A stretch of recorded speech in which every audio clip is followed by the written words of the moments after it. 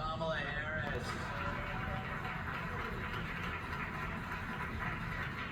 So, Vice President Harris, I go to you first. You've been doing a media blitz this week. Do you think it's helped you with voters? Look, Greg, I'm going to be clear. All right? I want to be clear. I grew up in a middle-class family. All right? And our lawn, it was so green. And I know that, that's what the Americans really resonate with. Now, look at the week that I had. Right? Hurricanes come and go, but call her daddy? Howard Stern? He let me sit on a speaker.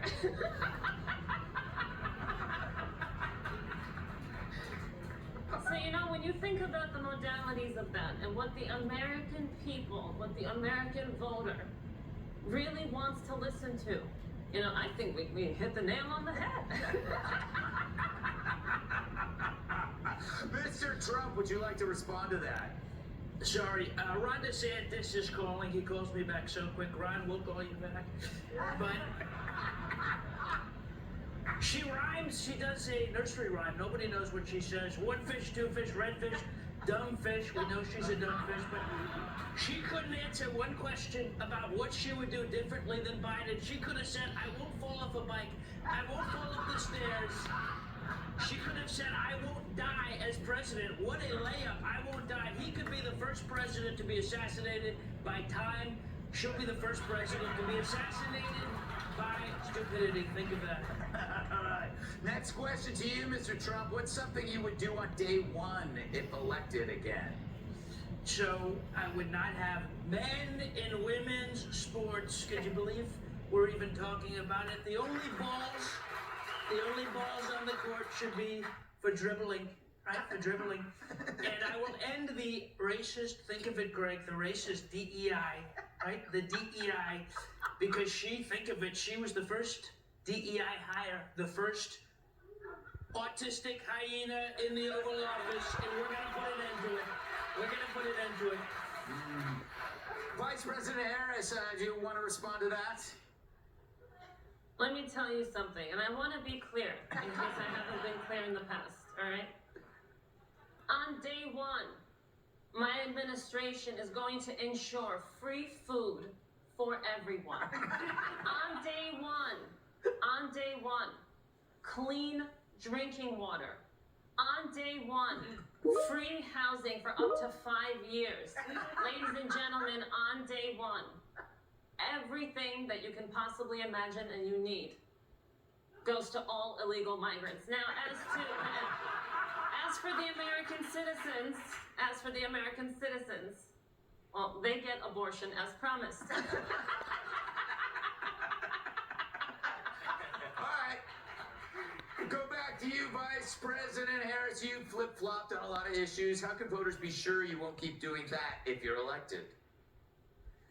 Look, again, I come from a middle-class family, right? My values have never changed on that, right? I've talked about my grass being green for quite some time now.